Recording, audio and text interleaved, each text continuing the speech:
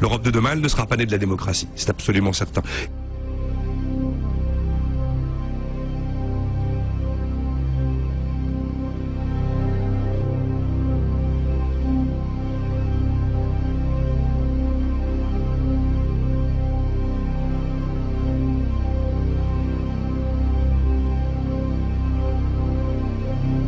Parce que tout le monde a compris qu'il n'y aura pas de référendum, qu'il n'y aura pas de consultation populaire, qu'on ne va pas demander son avis à la population européenne.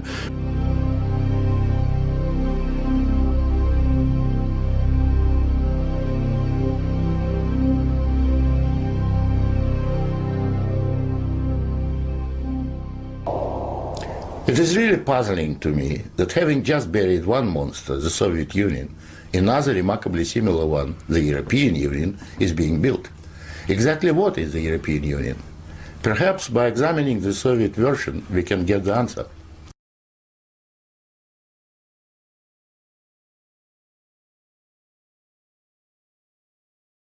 Il se trouve que l'Union européenne, elle a tranché pour vous.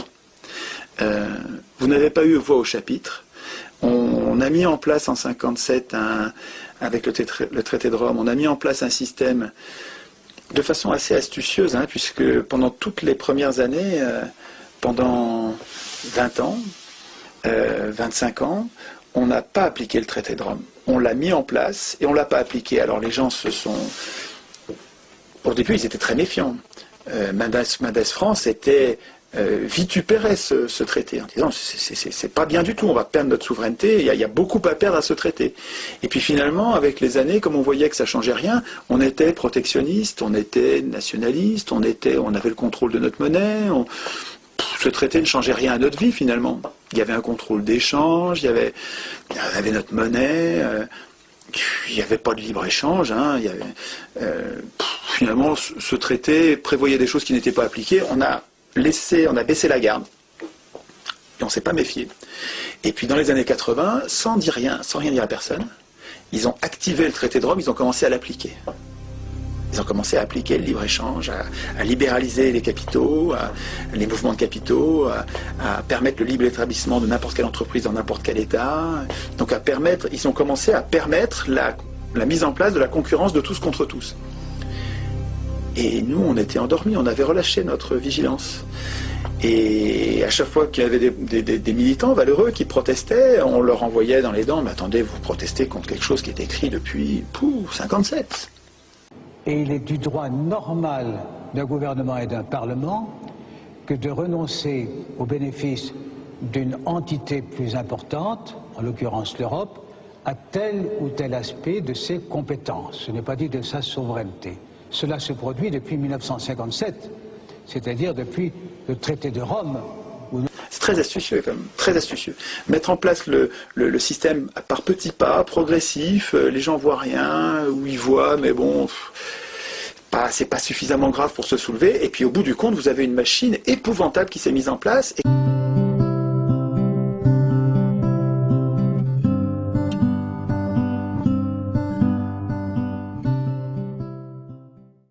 À partir du moment où l'État en 1973 a renoncé à créer la monnaie, à partir du moment où il s'est obligé lui-même, donc il nous a obligés à s'endetter auprès des marchés financiers, c'est-à-dire auprès de ceux qui ont de l'argent pour se financer en monnaie, pour financer les dépenses publiques, les investissements publics. À partir de ce moment-là, la dette publique qui n'existait pas, il n'y avait pas de dette publique, quasiment rien. Cette dette s'est mise à augmenter.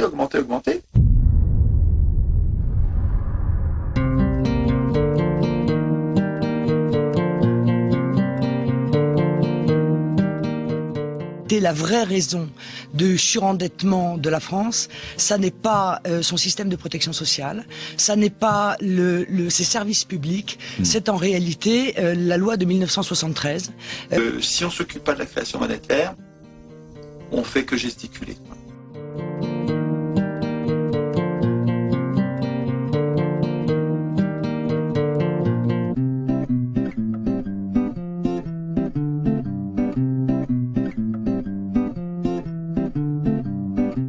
Ça veut dire que les États, par le mécanisme de l'Union européenne, par le mécanisme de l'article 104 de Maastricht qui interdit aux États de créer eux-mêmes leur monnaie et qui donc leur impose d'aller chercher l'argent où il y en a, c'est-à-dire dans les pattes des plus riches, C'est un outil qui met les États en servitude par rapport aux plus riches. Ça n'a rien à voir avec l'intérêt commun, rien à voir avec l'intérêt général. C'est le contraire, c'est une trahison, c'est un sabordage absolu. Ça date de Maastricht, ça date de 92. Moi j'ai voté oui à Maastricht, je ne savais pas ça du tout. On n'en a absolument pas parlé en 92. En 92, on nous parlait de la monnaie unique, on nous parlait de l'euro, on ne nous parlait pas du tout de l'article 104. Il n'y a jamais eu de débat public là-dessus. On s'est fait enfumer. Enfumer. On s'est fait rouler. C'est une trahison absolue. Il n'y a pas d'autre mot. D'abord, tous ceux dont j'ai le privilège d'avoir fait partie, ont tenu la plume pour écrire les premières versions du traité de Maastricht, on s'est bien engagé à faire en sorte que sortir ne soit pas possible. On a soigneusement oublié d'écrire l'article qui permet de sortir. C'était pas très démocratique, évidemment, mais c'était une grande garantie pour rendre les choses plus difficiles, pour nous forcer d'avancer.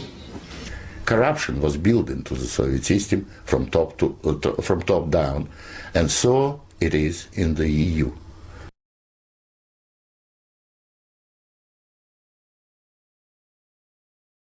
Pour comprendre pourquoi cet économiste que vous entendez à la radio parle, cherchez à savoir pour qui il travaille. Et vous allez voir que c'est pour une revue, pour un journal économique qui appartient à une banque ou qui travaille directement dans une banque. Vous allez voir que cet économiste qui parle tous les matins ou tous les soirs, il travaille directement pour une banque. Vous allez voir. Et ça permet mieux de comprendre que c'est vraiment une pensée prostituée. Ces gens-là servent à justifier avec un vernis scientifique qui est totalement fantaisiste. Fantaisiste. Ces gens-là prétendent que le marché alloue idéalement les ressources, c'est-à-dire répartit les ressources idéalement. C'est une blague, on voit, ça n'a jamais marché, les faits montrent tout le contraire, le radical contraire tout le temps. J'ai pris les deux plus importants, omniprésents dans les médias, Christian de Boissieu, qui est d'ailleurs le président du Conseil d'analyse économique, et puis Jean-Hervé Lorenzi, qui est le président du Cercle des économistes. Mais au lendemain du dernier sommet européen, c'est Jean-Hervé Lorenzi qui a intervenu dans le 7-9 de France Inter en tant que président du Cercle des économistes. Le samedi matin, à la veille du G20, dans On n'arrête pas l'écho, on avait Mathilde Lemoine du Cercle des économistes, qui elle était chez HSBC, et le lundi soir, on avait, pour tirer les conclusions du G20, dans le téléphone sonne sur France Inter, Jean-Hervé Lorenzi, président du Cercle des économistes. C'est tout le temps comme ça. Et dès qu'il y a un événement et qu'il faut les commenter, les grandes rédactions des grandes chaînes et leurs grands journalistes avec leur cercle, leur réseau de connivence, se précipitent toujours sur les mêmes. Pour en parler, j'ai le plaisir de recevoir Christian de Boissieu, président du Conseil d'analyse économique auprès du Premier ministre et professeur d'économie à Paris 1, la Sorbonne. Bonsoir. Bonsoir. Merci beaucoup d'être avec nous. Cherchez à savoir pour qui il travaille.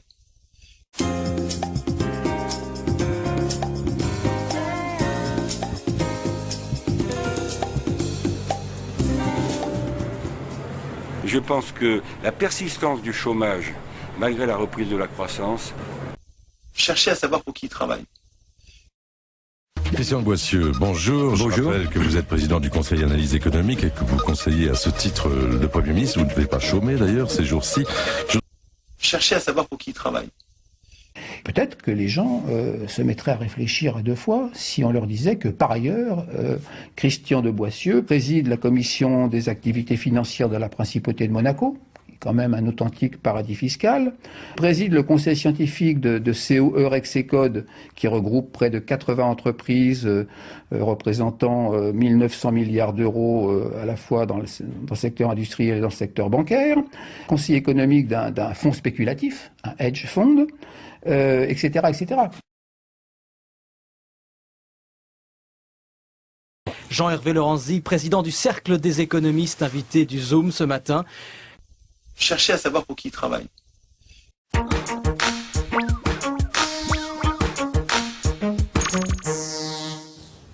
Bonjour, bienvenue au Talk Orange Le Figaro. Aujourd'hui, nous recevons Jean-Hervé Lorenzi, président du Cercle des économistes et membre du Conseil d'analyse économique auprès du Premier ministre. Monsieur Lorenzi, bonjour. Bonjour. Merci.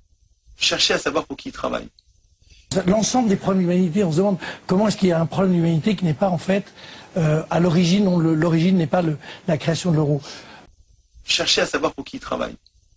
Alors, monsieur Jean-Hervé Lorenzi, vous êtes à la compagnie financière Edmond Rothschild, membre du conseil de surveillance de la compagnie financière Saint-Honoré, conseiller du directoire de la compagnie financière Edmond Rothschild, membre du conseil d'administration Eramet, groupe minier métallurgique, c'est ça? Oui, mais personnalisé, je trouvais que ça avait des parfums un peu des années 30. On discute économie, et pas des individus. C'est effectivement ce qu'il m'a répondu. C'est ce qu'il m'a dit aussi, c'est vrai, oui, des attaques ad hominem. Effectivement, des attaques ad hominem. Alors, simplement, si le fait de mettre noir sur blanc des fonctions parfaitement officielles est considéré comme de la délation, je me demande où on va.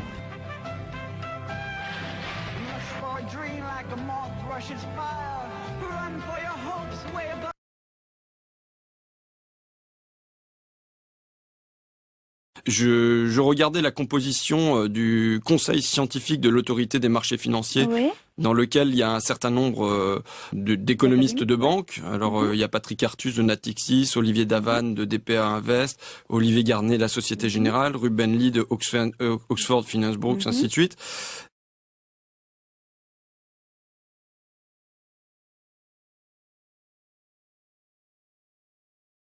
Corruption was built into the Soviet system from top down, and so it is in the EU.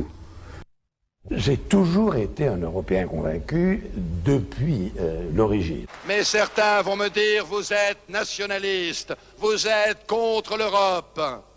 Je réponds, oui, dans ces conditions, je suis nationaliste parce que je suis patriote. J'ai toujours été un Européen convaincu depuis l'origine. Eh bien oui, soyons nets, cette Europe de l'impuissance, cette Europe ouverte comme une passoire à toutes les crises du monde, cette Europe non européenne, cette Europe mollusque, cette Europe où la France serait engluée comme dans un marécage, je le dis avec calme et détermination, cette Europe-là, nous ne l'accepterons jamais. J'ai toujours été un Européen convaincu depuis l'origine.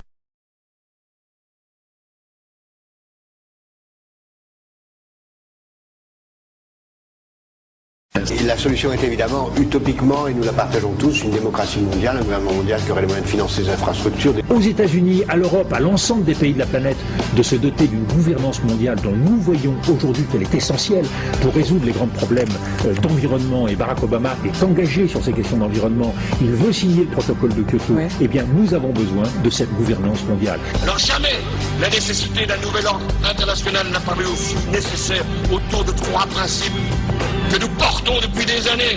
Les socialistes, mais pas simplement les socialistes. Tous ceux qui ont une conception multilatérale de l'organisation du monde et universelle. Le sommet mondial pour refonder le capitalisme, c'est l'Europe qui l'a proposé. Le nouvel ordre mondial, c'est autour des propositions de l'Europe qu'il se construira. 2009 peut être l'année de naissance d'un nouveau capitalisme, d'un nouvel ordre mondial. On ira ensemble vers ce nouvel ordre mondial. Et personne, je dis bien, personne ne pourra s'y opposer.